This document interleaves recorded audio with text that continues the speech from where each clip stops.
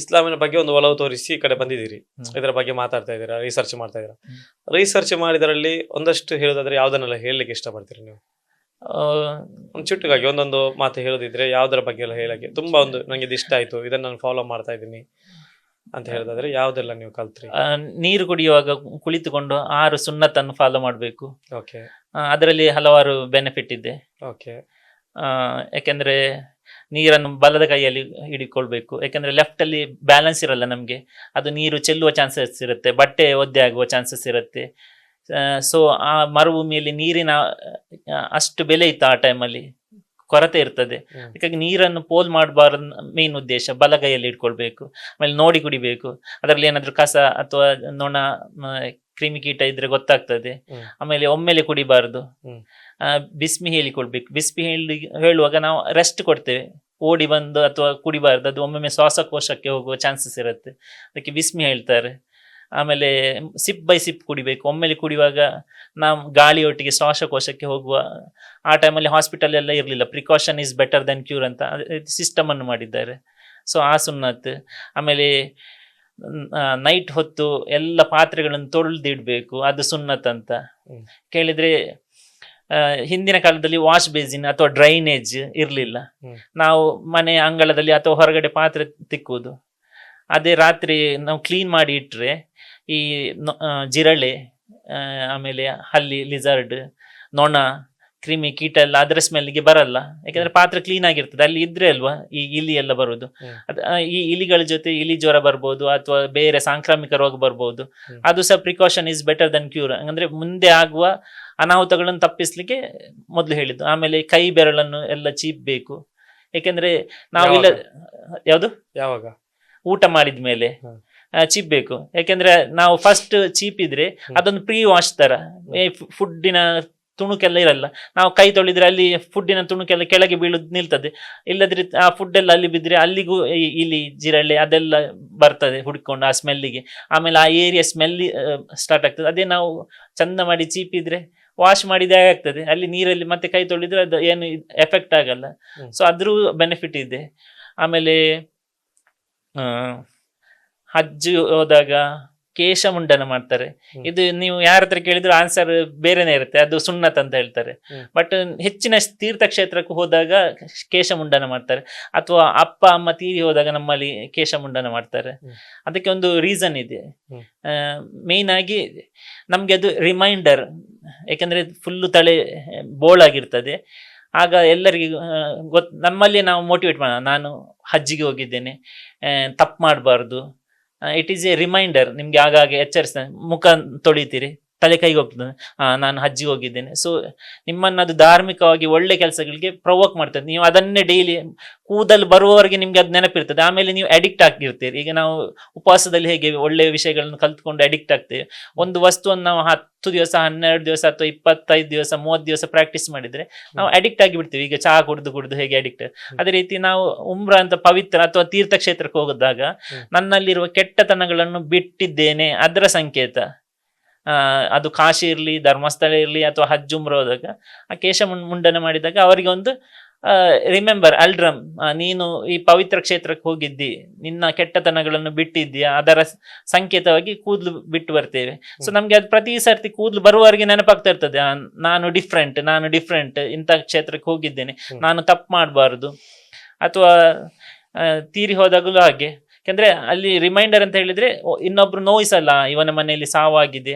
ಅಥವಾ ಇನ್ನೊಂದಂದ್ರೆ ಡೈಲಿ ತಲೆ ತೊಳೆಯುವಾಗ ನನಗೆ ನೆನಪಿಸ್ತಾನೆ, ನನ್ನ ತಂದೆ ತೀರಿ ಹೋಗಿದ್ದಾರೆ, ತಾಯಿ, ಇನ್ನು ಮೇಲೆ ನಾನು ಅವರ ಜವಾಬ್ದಾರಿಯನ್ನು ಹೊರಬೇಕು. ನಿಮ್ಗೆ ಅದು ಜವಾಬ್ದಾರಿಯನ್ನು ಸೂಚಿಸ್ತದೆ. ಮೇನು ನಾನು ಸಾಯ್ಲಿಕ್ಕಿದೆ, ಪ್ಲಸ್ ನನ್ನ ಅಪ್ಪ ಅಮ್ಮ ಹೇಗೆ ನನ್ನನ್ನು ಮುಂದೆ ನಡೆಸ್ಕೊಂಡು ಬಂದಿದ್ದಾರೆ, ಇನ್ನು ಮುಂದೆ ನಾನು ನನ್ನ ಕುಟುಂಬವನ್ನು ಮುಂದೆ ನಡೆಸ್ಕೊಂಡು ಹೋಗ್ಬೇಕು ಅಂತ ಅದೊಂದು ಜವಾಬ್ದಾರಿಯನ್ನು ವಹಿಸ್ಕೊಳ್ಳುವುದು.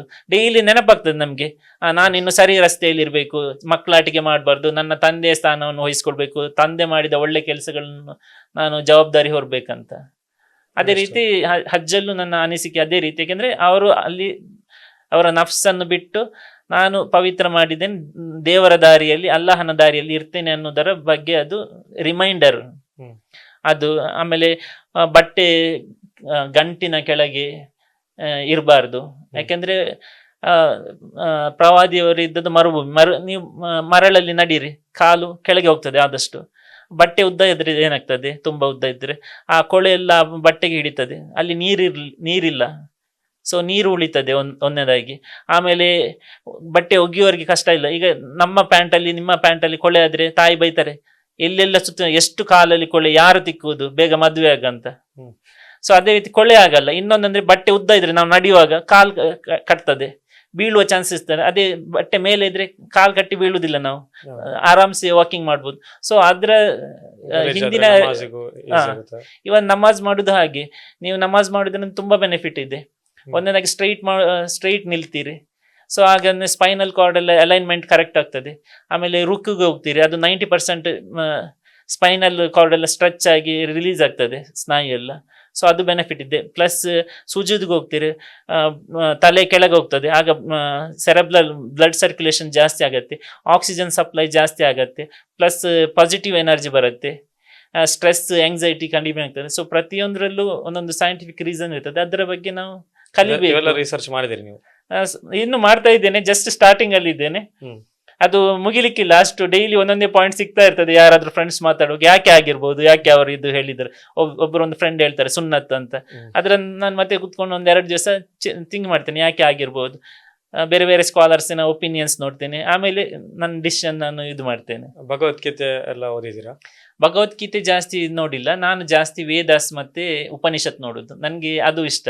ಯಾಕಂದ್ರೆ sources of first sources Vedas, ಸ್ಮೃತಿಯಲ್ಲಿ ಬರ್ತದೆ.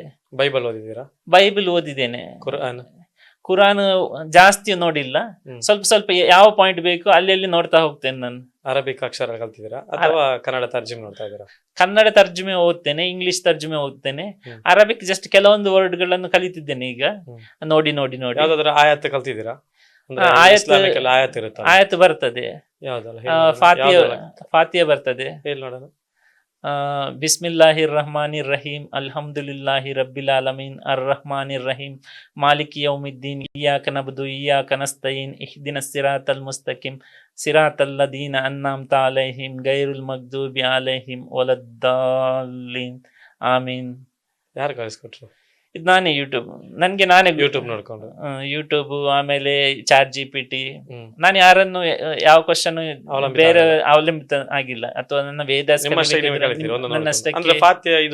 ಹೇಗೆ ಗೊತ್ತಾಗುತ್ತೆ ನಿಮ್ಗೆ ಯಾವುದು ಅಂದ್ರೆ ಇದು ಫಾತ್ಯ ಈ ರೀತಿಯಾಗಿ ಇರುತ್ತೆ ಅಂತ ಹೇಳಿ ಕಲ್ತ್ರಿ? ಈಗ ಕೆಲವೊಮ್ಮೆ ಫ್ರೆಂಡ್ಸ್ ಹೇಳ್ತಾರೆ ಫಾತಿ ಇಂಪಾರ್ಟೆಂಟ್ ಅಂತ, ಆಮೇಲೆ ನಾನು ಹೋಗಿದ್ ಕೂತ್ಕೊಂಡು ಈ ಫಾತಿ ಅಂದ್ರೆ ಏನು ನೋಡ್ತೇನೆ, ಆ ತರ ರಿಸರ್ಚ್ ಮಾಡಿ. ಬೇರೆ ಏನ್ ಕಲ್ತಿದ್ದೀರಾ? ಬೇರೆ ಕುಲ್ಹು ಅಲ್ಲಾಹು ಅಹದ್ ಅಲ್ಲಾಹು ಸಮದ್ ಲಮ್ ಯಲಿದ್ ವಲಮ್ ಯೂಲದ್ ವಲಮ್ ಯಕುಲ್ ಲಹು ಕುಫುವನ್ ಅಹದ್. ನಮಾಜ್ ಮಾಡ್ತೀರಾ ಹೇಗೆ? ನಮಾಜ್ನ ಬಗ್ಗೆ ನೋಡಿದ್ದೇನೆ, ಏನೆಲ್ಲ ಬೆನಿಫಿಟ್ ಪ್ರಾಕ್ಟಿಕಲ್ ಆಗಿ, ಬಟ್ ಅದಕ್ಕೆ ನಾನು ಸ್ಟಿಕ್ ಆಗಿಲ್ಲ.